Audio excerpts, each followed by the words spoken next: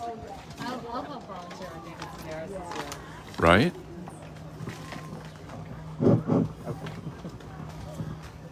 Thank you. Well, hello everybody, and welcome to East End Books Ptown. Outside, looking at our beautiful new public park, Cannery Wharf Park, which former owner Elena very nicely gave the town a very, very good price, so that the town was able to purchase this park and stop it from being developed and giving us regular people one of the few waterfront public access areas in Provincetown on the Cape. So we're really thrilled about this. We've made some jokes about the exciting, the public bathroom, but this is one of the few. What timing? Yes. One of the few public bathrooms on the East End. So even though it's got some kinks, I did strongly support it because there's just not enough places for the public. And I'm one of those people. You get to a certain age, you want to know where are the public bathrooms. If you're visiting, you don't live there. This is one of them. If you're on the East End, the other is, when they're open, is the library, which if you've never been there, you want to visit and go on the second floor. And then Pam Art Museum, which has public funding, so you're allowed to use the restroom there as well. So we're very excited to be back out here, because last summer they were constructing the park, so we were all around the town, which was also great. But it's great to be back here and to have this view. I know that this is a view that many publicists over the years have told me they love that view, and they love seeing that. And so I guess that leads me to say there's something to let you know, people that are used to watching the recordings of these videos, because they are busy and don't watch the live stream and can't come in person. Facebook has a new policy. Doesn't make sense to most of us. Now all videos are deleted within 30 days. So that has spurred us into action, or when I say us, I mean me, to try to get our YouTube channel, which we have, going, and it's in beta format. And so I've been spending every single day trying to get 10 years worth of videos downloaded from Facebook and uploaded to YouTube. So they're getting there, and there's videos on there, and pretty soon we will be going live to YouTube, and we will not be on Facebook anymore. We'll be on Facebook, but we won't be doing live stream from there. So it'll be YouTube. And a lot of people apparently are leaving Facebook, and so YouTube, you don't have to belong to it to see it. So that's where we'll be. If you go on there now, you'll see a lot of videos we've had recently, including all the recent events we've had. I would mention to you, we had Professor Stephanie Bird from Harvard here a week and a half ago, with a phenomenal new book of poetry called Super Gay Poems, with great poems and essays. And Stephanie is one of those professors. It must be amazing to be taught by Stephanie at Harvard, because just an incredible presence, and one of those people that's great at performance art, getting up there. And Stephanie read a number of poems, and including one by Chen Chen, who is a phenomenal poet who's taught here at Fine Arts Work Center, whose poem Summer is all about queer joy. And Stephanie chose that because our rights are under assault again by this fascist administration of Washington. And it was wonderful. Everybody was here was packed. People were just listening to this poem and watching Stephanie. It was incredible. Stephanie also has the distinction of teaching the first course in the country at Harvard on the literature of Taylor Swift. And Stephanie in the fall, is releasing a major book authorized by Taylor Swift about Taylor Swift. And we will be having an event in November. The dates will be on the website soon at our Boston store, the Sequel. Anyway, so it was very exciting. And we do have some of Christie's previous events on YouTube already on our channel. So if you want to see from previous, her last book, which was in person, and the one before that was via Zoom. I don't know if that's on there yet. Okay. The Second Home, which I think Christy might have some news perhaps to tell us about that. Okay, so what's coming up? After tonight, we're taking a little break. We have some off-site events that we're doing with some nonprofits that we're helping in Wellfleet and in Truro. And then next Thursday, we have Bob Sikora and two other amazing poets that will be at our store in the Seaport in Boston. That's Thursday at 6 p.m. And then we'll be picking up with events almost every night after that. The schedule's on our website. People have been asking as Bear Week is coming up, been asking about the Hebridean baker, who we've had 4 years in a row, I think. We do have, he is back. We're at the Provincetown Art Society, Ken Falk's amazing nonprofit club. And there's, the ticketing is on the Provincetown Art Society website. Not only to all the usual stuff, fun, drinking, eating, games, prizes, a new book. There's also a short documentary out about Cognac McLeod. So if you're there, it's going to be quite an amazing event, and it will benefit the Provincetown Art Society. So we recommend that you go if you're able to go. Everything else is on there. You'll see it on the website. So, Christy Clancy is one of my favorite people, and so I feel like we've known each other forever. And just one of those, I mean, just as a person, fantastic person, and a great author. And I think that Craig, who's holding the camera right now, would agree. I do indeed. With Barrett Books. Craig. Craig is with Barrett Books. Yes. And Craig has been my friend for a very long time and has helped me for a lot of events, including the many years ago, very crazy, very long event into the wee hours that we did with David Sedaris at Town Hall. And this man also was instrumental in helping me get the Boston store set up. So love this guy very much. So Christy is the author of The Second Home and Shoulder Season. And The Second Home came out during COVID, and so, like a lot of my friends who had new books out, their entire tours were canceled, and publishers weren't really interested in, at that point, in Zoom and live streaming, and they were thinking, well, see, this is probably not going to last, and most of them were not going to put any effort into it, and they said to the author, well, you'll have to arrange it with the bookstore, and you're on your own. And we wanted to do it, so we did do it, and then, of course, eventually, publishers were doing it and providing some kind of support, and it was fantastic. But when we had the shoulder season here in Provincetown in person, Christy was able to talk about The Second Home as well, so that was good. And then it's gone through various machinations, and she'll tell you, but at the very least, I mean, her book was optioned by somebody famous, which was pretty remarkable, and it's now optioned by somebody else. But I mean, yeah, it's horrible that your tour is canceled, but the book has had life and it keeps selling all across the country. This new book is phenomenal. The Snowbirds, set in Palm Springs. I mean, could there be a more perfect location in Provincetown in terms of so many people here that are Provincetown and Palm Springs, going back and forth, and the book is just phenomenal. I mean, there's a mystery, there's mystery going on. You're not really sure with one of the central characters what's happening, but you're also getting the backstory of the two central characters, and it's just phenomenal. And if you've never been to Palm Springs, it's almost like a travelogue, and you're along for the ride, and you're really, I mean, I still have not made it there, despite Christy and other friends, Stephen Raleigh and others inviting me, and now I'm going to make sure I get there, because now I can go there with this book in my hand after having read the book and see these locations. It's just fantastic. Although I will say, once you read the book, I don't believe after reading the book that I will do any hiking. Yeah. We'll leave it at that. But so this book, so Booklist has said that Clancy skillfully blends flashbacks with the events of the present to reveal new perspectives on shared history. Readers who enjoy Elizabeth Strout and Ann Tyler will appreciate Clancy's emphasis on the impact of unexpected choices and the realization that it's never too late to find a new path. It's studded with witty banter and the sparkling glamour of Palm Springs.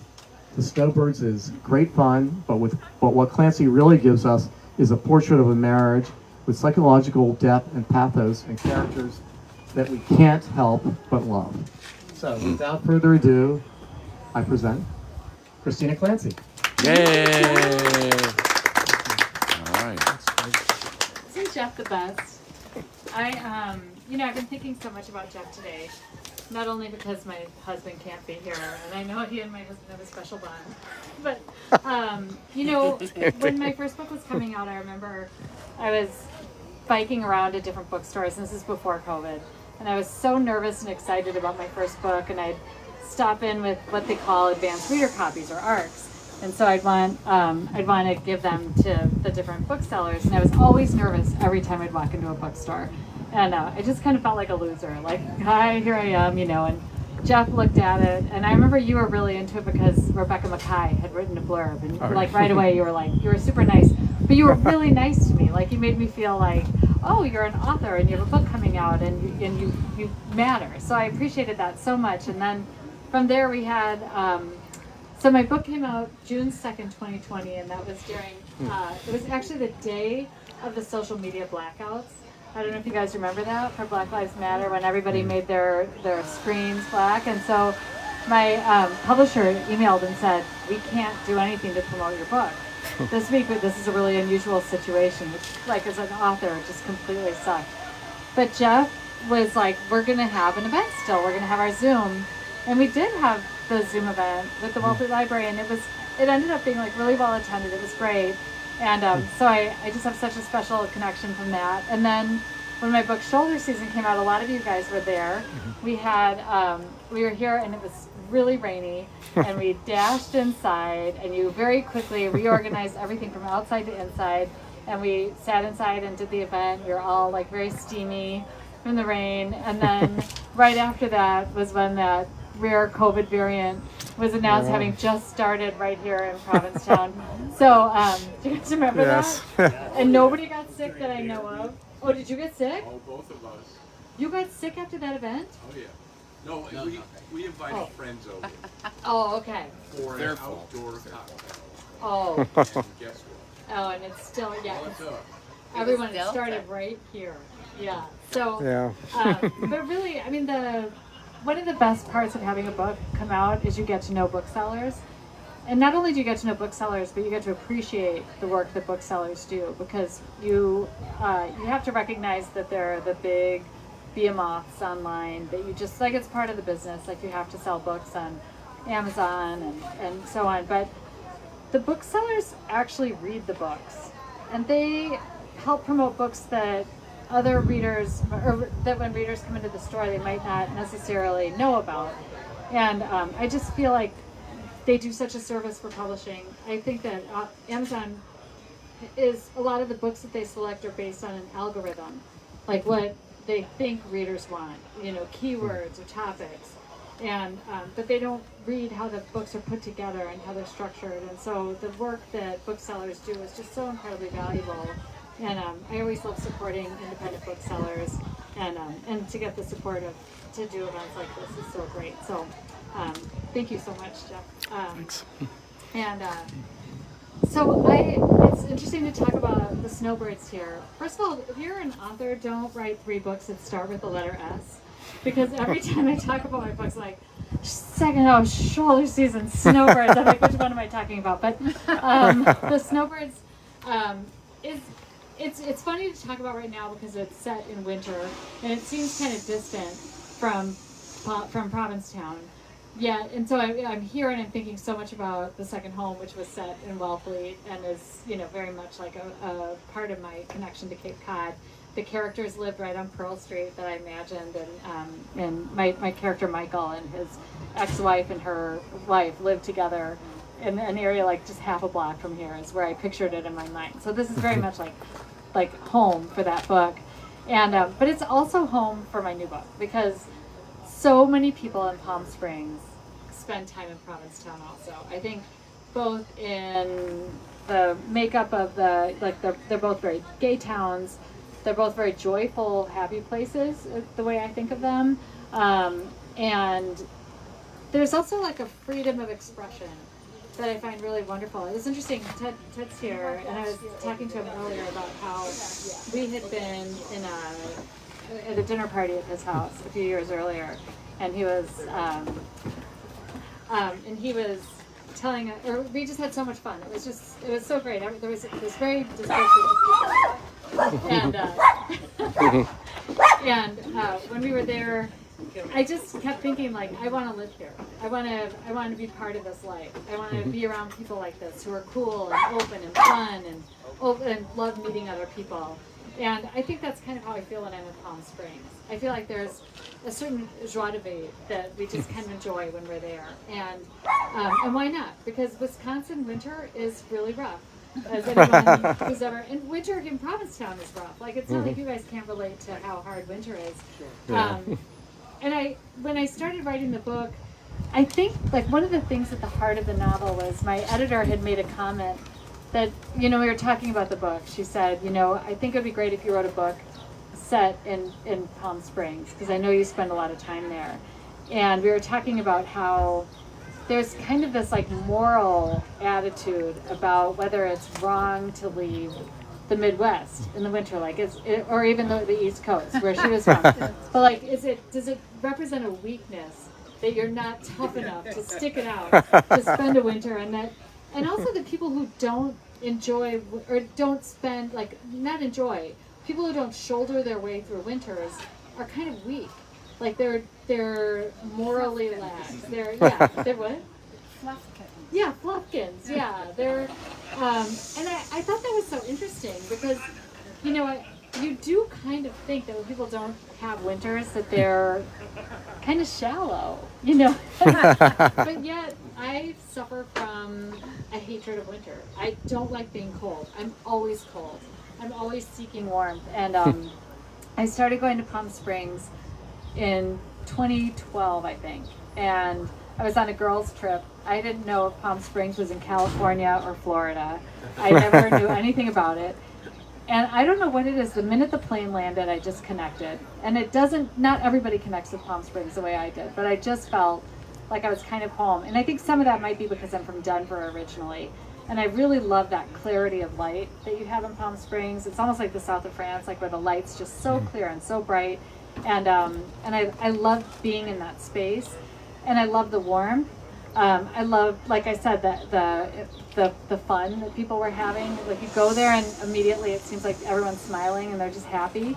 And so I kept going back, and then my son went to USC, so we would visit him, and we would stay at this place called the Colony Palms in Palm Springs, which is now I'm priced out of it. It was bought out and fixed up, but it was this kind of funky Moroccan hotel complex, and the people that owned it used to own the Racehorse Seabiscuit back in the day, and there's a speakeasy underneath the bar, and it was just the coolest, most sublime place. But the thing about it that I loved is that it was a community. It was very social, and so you'd go and you'd sit in the hot tub and you'd get to know everybody that was there. So when I started working on the book, I knew I wanted to write about a place like that where everybody saw everyone. And then my editor suggested I write about a marriage, which because I'm married to the most perfect person, I really struggled with that at first, because I thought it'd be fun to write about a marriage, but it's hard when you're married and you're writing about like an experience that you know about. And so I tried to think of how to make my characters different than we are.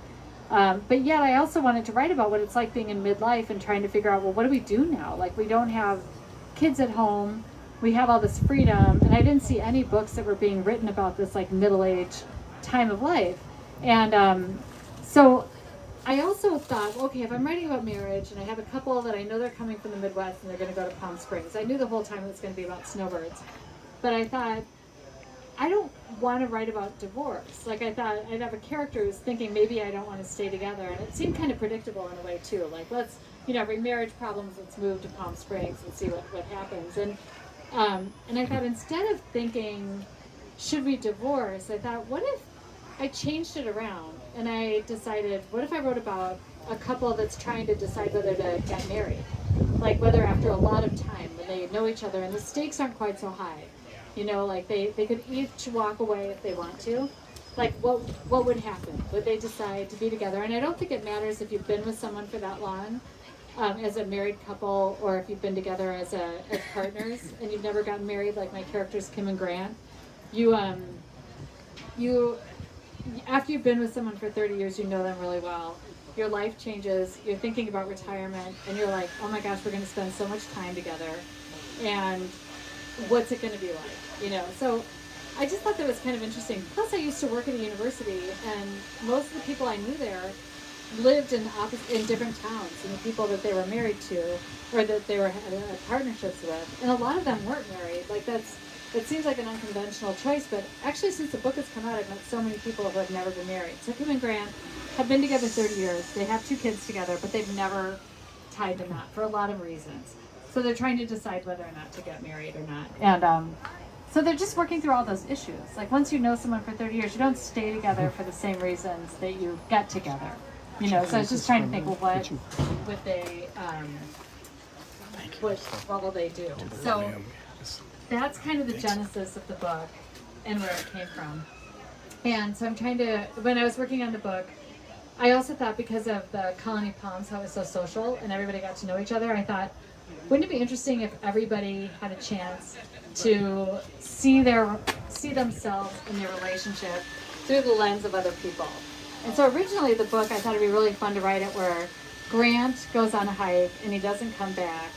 And it was going to be told, each chapter was going to be a different person who lives in that complex with their own ideas just based on the limited information they had about this couple of what they thought happened to Grant.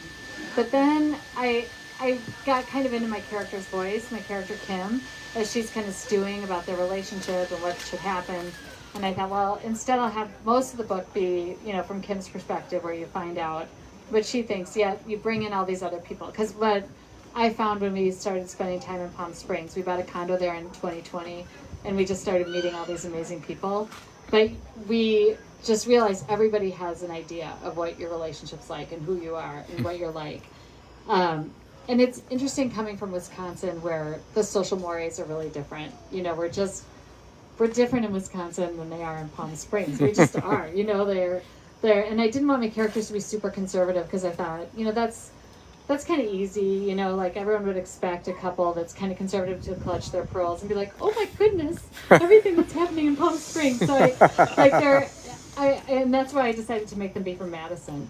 Because I figured in Madison, everyone's really open, they're very accepting, it's a very liberal town, yet they're not used to what it's like in Palm Springs. And I don't know how many of you have been in Palm Springs before, but you've been to Provincetown, so that's okay, because it's very similar. But, you know, when you go to a gay bar and people walk up and they're like, are you open? You know, like when you're in the Midwest, people just don't do that. Like, it's just not something that we do. And just the idea of like, wow, there's all these open relationships seems kind of shocking. And also there's a line where Kim was like, you know, it's so weird to be in a place where people are horny in public. You know, like, and they're like really open about their sexuality. Like in the Midwest, we are not. Like if you walked around in the Midwest, you would think nobody ever took off their LL Bean ever. So it was fun to write about a couple that you know is in this kind of different environment. Also, like one of the things that I found interesting is there's a lot of New Age thinking in Palm Springs. So I have this character named Cassie, and she was really fun to write about. She's like the yoga instructor, and she's really hot, and she's on Instagram all the time, and she does sound baths. And in order to write her character, I had a lot of her character written, but then I interviewed a woman who's in Palm Springs who's actually a shaman, and it was so fun to like learn about her thinking and beliefs. And I wanted to write about her in a way that was like that really honored how serious she is about being the shaman. Like that's her. She's really amazing at what she does, and she helps a lot of people. And so she invited me to come to her studio, and she said because I was going to have Grant, my character, have like an energy healing session. I was like, okay, you know, what's it like? Her name's Liz, the woman I interviewed. Like, what happens with an energy? Like, what do you do? And she was like, well, you should just come and do one. And I was like, no, I'm on deadline for my book. I don't have time for that. No, but I did go. And it was so interesting because she was walking around and she was waving feathers and like thinking about the cardinal directions and whatever. And as she was walking around my body, she was touching like my toes really lightly, and then my arms and my head and whatever. And I really didn't think anything happened. And at the end of the session, one thing I that was kind of interesting is when she was touching my right foot, I suddenly just like very viscerally imagined myself surrounded by boulders, like at the bottom, looking up at these giant boulders, red boulders. And at the end I said, what did you see? And she said, well, it's interesting. She's like, when I touched your right foot, I saw rocks. And I was like, that is so specific. And it was not only specific to what I saw, but also to exactly that she touched my right foot. And so and she said another thing that's in the book where she talks to Grant, has this line that I thought was relevant for Grant. But she said, the whole time I was working on you, I realized you needed to know that you have always been safe. You don't think you've been safe, but you've always been safe. And I found that really moving, you know. Maybe we all like need to hear that sometimes, you know. But so it was fun to think about somebody like Cassie, you know, helping. She becomes like this kind of wise voice, you know. She sees the couple and what she thinks they need. She helps Kim see that she's like a mirror to Grant, you know, where she just like holds up herself and sees herself reflected back. There's also like the old timers in Palm Springs. In our condo complex in Palm Springs, there's just a really wide variety of people who live there, and a lot of them are people who have been in Palm Springs forever, who bought condos in 1970 and like, you know, chain smoke and watch Fox News and let their dogs go to the bathroom all over the yard. And you know, and that's great. Like, I love the variety of people. I love everyone in our condo complex. There's also like couples, you know, like gay couples that have been really supportive of us and really fun and take us to the gay bars and, you know, help show us Palm Springs. I have hiking buddies. So the book is this kaleidoscopic view of what this couple is like through the perspective of all these other people. And I think like Steinbeck, his books often end with like the arc for the characters or for the stories, that it starts out where people are alone and they end not with a nuclear family, but with a family that's been gathered and regrouped from other places. And I think if there's kind of a happy ending, it's not so much what the actual ending is, but that Kim and Grant have found other people. And all my books are like that. Like the end of The Second Home, the end of Shoulder Season, it's always that people have accumulated more people in their lives and they become part of this extended group of people. And to me, that's like super satisfying at the end of a book. So, but you know, the book is so much about middle age. Like, what are we supposed to do when we get to be older? I was at a book event, and one of the women at the event raised her hand, and she said, you know, everybody talks about middle age like it's so depressing. Like, you're just going to get sicker and have more problems and more root canals and, you know, all the problems that you have. And she said, but for me, middle age is like a second childhood. It's so fun because your kids are grown, you don't have as many responsibilities, you suddenly have a future in front of you, and maybe it's not as unlimited as it felt when you were 21, but it's still, you have options again and you can change things up. And so interesting, just since I wrote the book, like my husband and I have changed things up. You know, we just sold our house, we're moving, we're going to see how it goes, and we can. Maybe I took everything a little too seriously. And where are you moving? We're to Chicago, to Boys Town. In Chicago, yeah. We're going to have the trifecta. Now we need a place in Provincetown. You do. So, yeah. You do. So, yeah, but it's interesting. I feel like there are a lot of books coming out that are more about middle age. We were talking about this at dinner tonight, that the fiction of middle age, you wonder how younger people are reading it and consuming it and what they think, you know, because so many books I think are written for younger people. But I find there's so many people who are middle-aged who can kind of connect to these ideas about, like, well, what, you know, should we go somewhere warm? Should we, like, if we have the freedom to do these things, should we embrace it? Should we take advantage of it? What's it like when you're suddenly going to spend 24/7 with the person you've been with for a long time? What if you think about, if I get sick, who's going to take care of me? Like, is that the person, like, after knowing them for a long time, are they going to be there to stand up and, like, help me out in life? So I just think there's lots of really interesting issues that the book brings up that were fun for me to explore in the book. And the best thing about, actually, you know, Jeff was talking about how I couldn't tour before. The best thing about touring now is being able to talk to people who are going through the same conundrums and thinking about these things and having positive, like, not all positive, like, I don't want to be a Pollyanna and make it sound like it's so great getting older.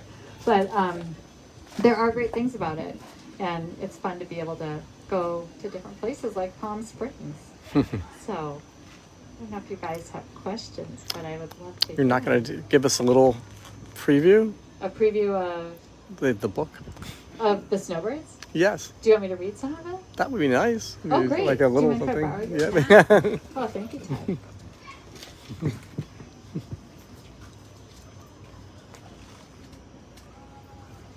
Let's see.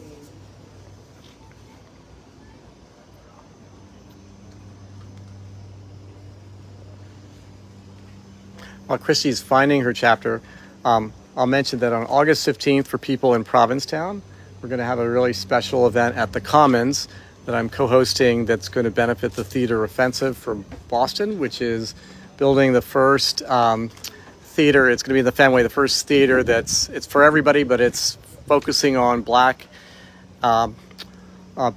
queer, and trans artists and playwrights, and it's the Theater Offensive. So we'll hope you come. It's just a casual thing. There'll be food by Bespoke Soirees, and there'll be performers from New York and LA coming.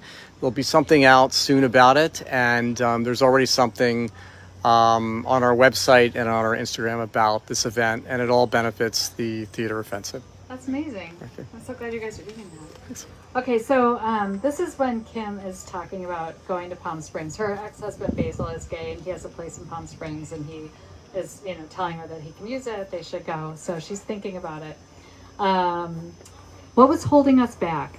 Our friends were starting to scatter like jacks, downsizing to condos, spending more time in second homes, relocating to be near their kids or grandchildren, or taking care of their ailing parents. The more I thought about Palm Springs, the more excited I became. But as our departure date approached, Grant tried to convince me that spending the winter away was not a good idea. "Can't we just stay put?" he said. "I never get to stay put. And I never get to go. I need a change." The word change felt razor sharp. This was not a small change like flipping the mattress. "Honestly, Kimmy, I know it sounds great to you, but I just don't know what I'm going to do there." Then he began to enumerate, as he was prone to do because he was once told this was a sign of genius. "First, I don't golf. Second, I don't play tennis. Third, I burn easy. Fourth, I'm not someone who enjoys indolence." "Try," I said. "We're going to experience a parasitic existence, sitting around gazing at our navels like we're part of the leisure class, like Basil." "Basil works hard. Come on, we're going to have fun," I said. Fun. To Grant, this was a strange foreign word that made him suspicious. "You know what Aristotle says about fun?" "No, but you're going to tell me." He thinks there's a role for fun in our lives only insofar as it allows us to get back to finding purpose. "Happiness is not found in amusement," he says. "You can't make amusement your point of life. It will only make you unhappy." "We're not making it our point in life, Grant. People are starving. The planet is burning up. Us going to Palm Springs is not going to change that. What about our wedding?" There it was, the knot in my stomach that formed every time he mentioned it. I adored Grant, I did, and we were basically married anyway. So why did this renewed talk of formalizing our vows make my eye twitch? Why had I begun to resent his socks tumbling out of the dryer and the whiskers he left on the sink after he shaved, or despair of the fact that he could spend an entire day in our crumbling house watching YouTube videos about how to repair Swiss watches, when everywhere I looked I saw so much that actually needed repair. I wondered if my feelings for Grant were intertwined with my feelings about the house. Would leaving it help us see each other more clearly? I couldn't make sense of us in the house in Madison that felt more mine than his, and where we'd established our patterns of living. I liked the idea of seeing how we could function together in a more neutral space before committing to marriage. Was it possible to get a sense of your life from a different vantage, like adjusting the aperture on a camera lens to allow additional light to pass through? I said, "We have a year to add you to my insurance before Cobra runs out. What's your rush? Besides, I told you I don't want a big wedding. We can plan something simple for when we get back." "Don't you think we should go all out? 30 years we've been together. If that's not something to celebrate, I don't know what is. Why do you want to keep kicking the can down the road?" I wasn't prepared to answer that question. "Grant, either you join me in the desert for the winter or I'll go by myself." "You'd really go without me?" he asked, visibly hurt. "Honey, I would." I was surprised and frightened by the sureness of my answer. I was determined to enjoy my sabbatical. More than ever, I wanted to punch beyond the boundaries of my life, have fun, and realize my unmet potential. "It's just better there," Basil had said about Palm Springs. Those words floated around my brain like an airplane banner message pulling across the sky. What if there was an unequivocally better place to be than where we were? A less conventional life to have lived, a more natural habitat, a whole different set of decisions I could have made when I'd had my future in front of me. Was it too late to start over? Was it? Thank you. Thank you, Ted. So if anyone has questions, okay.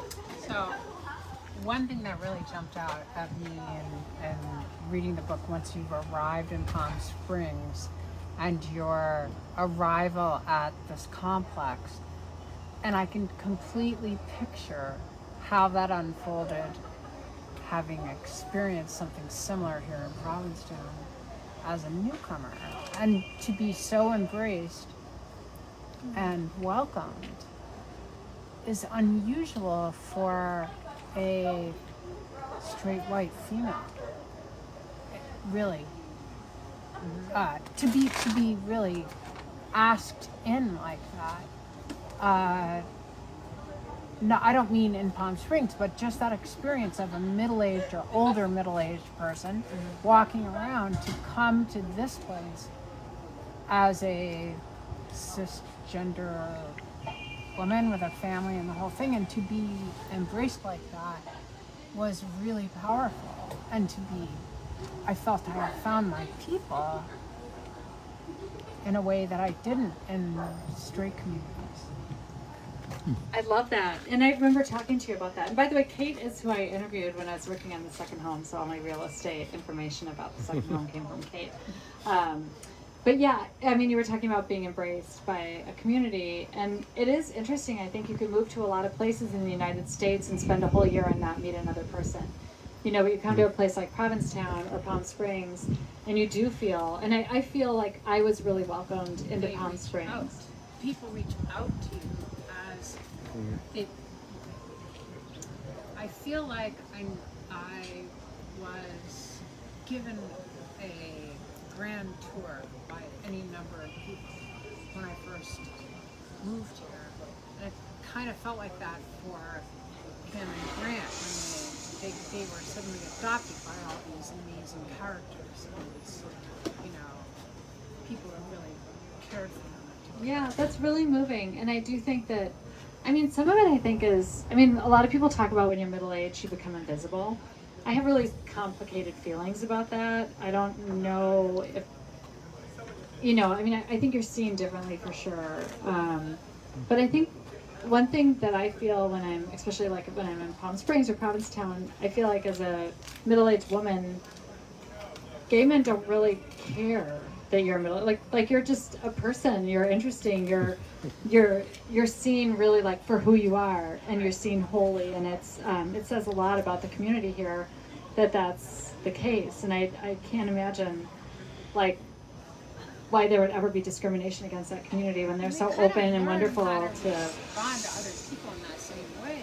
Living in a community like that, to be accepted in that way, it is reciprocal. It is something that inspires that kind of tolerance, and also not that I need to be taught tolerance, but just to be open to other people that are arriving here, and you know, falling in love with Provincetown.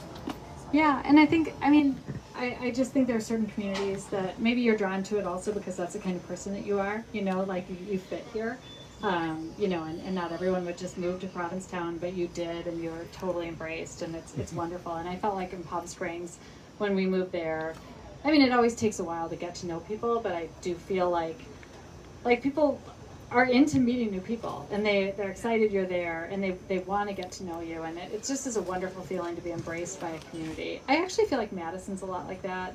I feel like when people move to Madison, it's a pretty easy town to get involved in. People are really like open, and they're fun, and they're very accepting, and maybe, you know, there's just like an ideal that we could write about, like, but that's such an amazing experience that you write about, and that's true. And I didn't think about that so much. I take it for granted maybe that my characters could go to Palm Springs, get into this condo complex, and be part of the whole. And be part of the family. Yeah. Like that couple, the elderly Canadian couple that, you know, she's struggling with sundowning syndrome. Yeah. And he's frail, and they become part of each other's. Yeah. You know. And I think a lot of that too is that a lot of people in Palm Springs are retired. Yeah. And so people have time. They pay attention. They notice everything. They notice if you're, you know, if you've come or gone. Like There's a line that's kind of funny when somebody calls Kim a box queen because she orders so much stuff on Amazon because she tries to make her place in Palm Springs exactly like her place at home. And Grant is like, why do we travel, all these miles across the country to have a place that's exactly like where we live? But even to notice that the boxes come and they accumulate. Somebody said that when I was in Palm Springs. But just that idea of like being seen and noticing, especially these days when so many people are on their phones all the time. And you feel like everyone can just kind of drift off into their online world and nobody's watching. But it says, my friend Jeff, who lives in Palm Springs, he's there in the winter with me. He's like, I love Palm Springs because it's a place where people still have manners. You go out and people don't have their phones out when they're eating because it's mostly older people, which I think is as much the culture is also just like older people. It speaks well of a certain generation. Right. Very true. Yeah. Any other questions? Yeah. So in shoulder season, one of the characters winds up in California, right? She's a real estate agent or something. And was it in Palm Springs? Yeah. And were you all already thinking about this book when you were finishing that one? Oh, that's such a great observation. It's funny because I always, when I'm in Palm Springs, I'm like, I wrote another book that's set in Palm Springs, but nobody notices. Like I had another book set there, like more briefly for sure. But yeah, in shoulder season, my character Sherry, who's the former Playboy bunny, she goes to Palm Springs, and it was the perfect place for her because she dreamed of going to California, which so many Midwesterners view California as like this promised land. And when I was growing up, like you made it if you made it to California. So I thought, well, she could go to LA, but she's from this small town called East Troy, and LA would be too big for her. So she would end up in Palm Springs because Palm Springs is basically a small town. It's a place where Midwesterners can feel pretty comfortable. It's not too hard to get around and to figure your way around it. So yeah, so Sherry goes there, and then I've never really thought about that, but I think that's true. I think I probably was prefiguring my latest book when I was working on shoulder season because it was fun to write about Sherry being in Palm Springs and to think about her working at the art museum there and like what it would be like to plan events and the kinds of issues that she would deal with, and being also her age. She's married to somebody, or she's dating someone. She's not married to someone, but she's dating someone who's older, who's had a relationship already. There was actually more that ended up on the cutting room floor about that relationship. So yeah, that's so interesting. I'm going to be thinking about that a little bit, to think about how that started laying the groundwork. But yeah, I think it probably in my mindset, helped me figure out the next book. And Sherry, there's a little reference to Sherry in shoulder season. I don't know if you guys caught it, but there's Melanie. She's figuring out where to donate her art, and she's like, "Oh, someone named Sherry from the art museum is calling," and I was like, "Oh, Sherry, there you are." I really get attached to the characters, so it's fun. Yeah, and then at the end of shoulder season, my character Poppy was going to make an appearance. She was going to work at a yoga studio, but then it just didn't make any sense for it to be Poppy. But I got really emotional to imagine. I was like literally started crying. I was like, "Oh my gosh, there's Poppy." But yeah. Any other questions? Anything you want to say about developments with the second home and Oh, the second home, yeah. Well, so it was getting onto a screen somewhere? Yeah, it was optioned for a TV series, and the person who was going to star in it was Nikolai Coster-Waldau, who was in Game of Thrones. He played Jaime Lannister, and that, with a writer's strike, and then the streaming services were having issues, so that kind of fell by the wayside. But then it got picked up by some screenwriters to adapt it for a movie, and they thought like maybe the current environment, like film and TV, would be better for a movie. So I just read the adaptation. It was so funny because they sent it to me and I was really excited to read it, and they told me that a movie is like so much less of the book. You have to cut out a lot. And Poppy, one of my characters, like she's in a relationship with this guy Brad, and I was really like attached. I'm so into my characters from the second home. I just love them. And they said we just couldn't really have a lot of Brad. Like he's not really even in it. And then, so I got like halfway through and I thought, I don't know if I can keep reading because it's going to change so much from what I wrote. And I don't know if I'm going to be able to, to see it. And so one day I got on an airplane and I opened it up and I just loved it. I thought they did a wonderful job. It was so true to the book.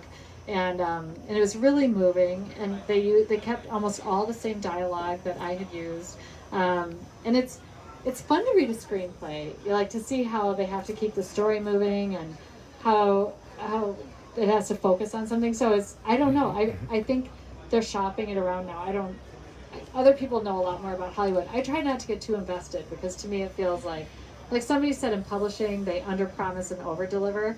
In Hollywood, they overpromise and underdeliver. Yes. So I'm like, I don't know if that's true, but I That's just true. figure I'm not going to get too invested in it. I know a lot of writers who did, and then it's just not worth it because a lot of things fall apart in Hollywood. But it's Just keep writing because Yeah. you need Hollywood. I mean, really, your books. Yeah, it is. I mean, it is cool to see the book and to think like the book is what I made, and I've always wanted to be a writer, and I've written a book. So anything else that happens after this is I fine. think if we could get Kate as executive producer, we can make it right now. Right? Yeah. But yeah, so we'll see. Wonderful. Well, we of course are going to have extra signed copies here. I don't know, when did you come by ferry or by car from We Boston? drove, yeah. Oh, you did. Oh, you in drove. Prasan's car. Are you flying out of Boston? Yes. So perhaps, I don't know what day you're Or leaving. maybe Friday I could stop by. Are you leaving? What day are you leaving to go? Friday. Oh, good, perfect. Because so I'm wondering if if you'll go to our store in the Seaport I would and love sign the to. books that are there. I'm dying to see. And yeah. then I have to remember not to bring them back then, because we'll get them signed. Perfect. Yeah, Yeah, we've that'd got be some great. books there. Fantastic. And I'm just, well, we're still in the live stream, but this beautiful audience, when this ends shortly, I'm just going to ask you to get up together with Christy so we can get a photo, like they say in the South, hug up together, and I'll take a photo of you if you wouldn't mind doing that. And Jeff, I actually have Thank- something for you. Oh, uh-oh, should I? It's not another photo of John without his shirt on, is it? She did send me one. And I cherish that photo.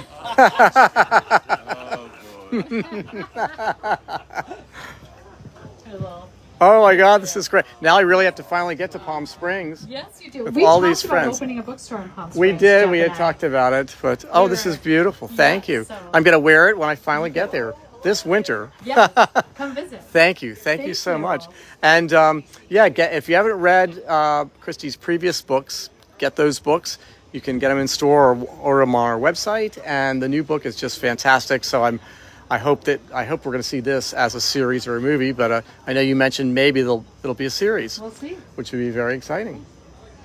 Well, thank you, everybody. Thank you, Christy. Thank you. Thank you.